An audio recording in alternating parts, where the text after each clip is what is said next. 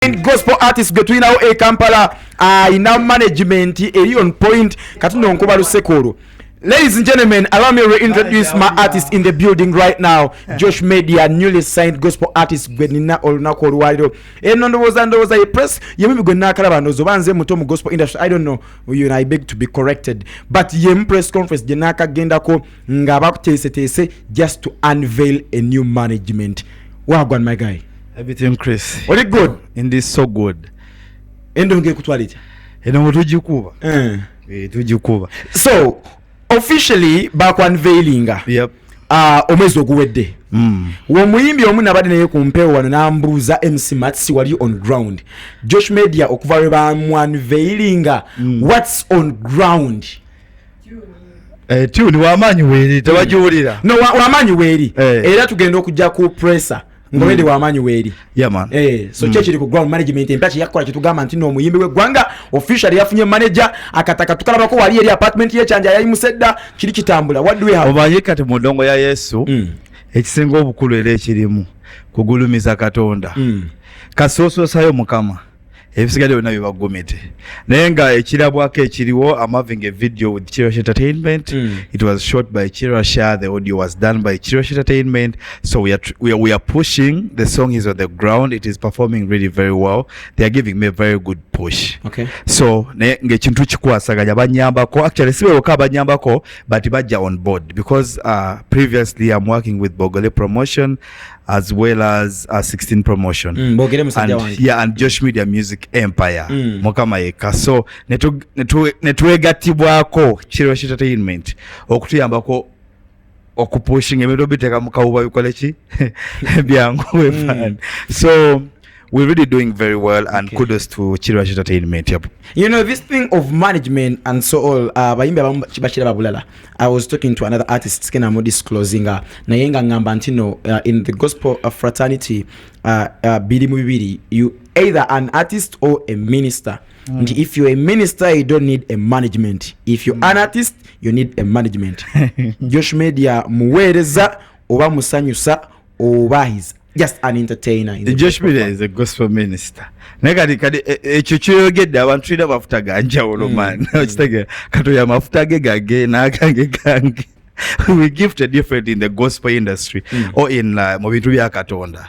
Nizo banze nina ekirabo kyakusabira abantu ne bakola ki? Ne batambula ne bawona. Nzenga odinga ine ekirabo kiralo bimanyi mu bakitafe mu Katonda sonza mafuta gange mwana. Katonda watu wagambye wangataka abantu netu omanyi katika nkupoja yorge mumayize nsoma Bible. Kato Jesus Christ we have wawe eri. Yasokera ku nyanja najjayo bani ba Petero.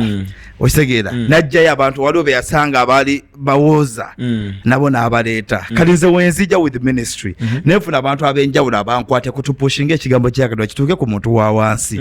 Kati goba mafuta go tegana kula kimala kulaba kintu ngekyo. Sawala don't commit ku bintu bya Katonda okitegera. Wakitewe kiri. So okay, as I let you go this year besides Wamanyi, you know, what other big things should you expect from Josh Media Entertainment? Actually this year we're expecting a lot of good gospel songs from Josh Media as a brand.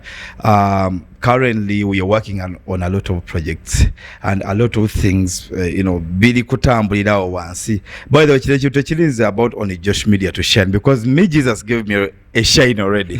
But I want to lift a generation of youths that understand Christ, that are rich. Ngabaida mukasente. Ngabaida nembela za mukam. Let's say that omuntu ofuna mukasente ato ina kuba sachula kubanga ze buli wasachula aliyo endo nkati njikubira ddala era wemba ku stage ye kwekerawo. Kabo muyimbi oyo gwomanyi nenga tayembera mukama. Mugambe n'abaana bakuma batimo bali eno bo kya fire dead. Okuyimba just bakuba bayimba good live music okitegera. Tuyina kali endongo ya serious. Era kali wotulira mu gospel chats abaana bayimbye. Ate endongo people are having good audios ba Rich Zion. Bakole fix bayina nyibe ez'amaanyi. Era abantu abaleyo nga mumbuukiye ba promoter. Abane tembayisa akochu tugaba holy vibe. Amasinyazi gakuyita mwona wobodi ngojiwulira wamanyi eri ku stage tetuzira no kumuzanyo. Okitegera so bambi mutukiririzeebo mutuwe emirimu tukole ffe tujje tubulire enjiri. Okitegera ffe tuli ba general. Me am a general in the kingdom of God in the general mulamba. As we get off air, where is Kolifix at? Colifix simanyi bulungi naye gyali osobola mukubirako kasimu. Yeah, we're in touch always. Okay. People want to always bring this question up.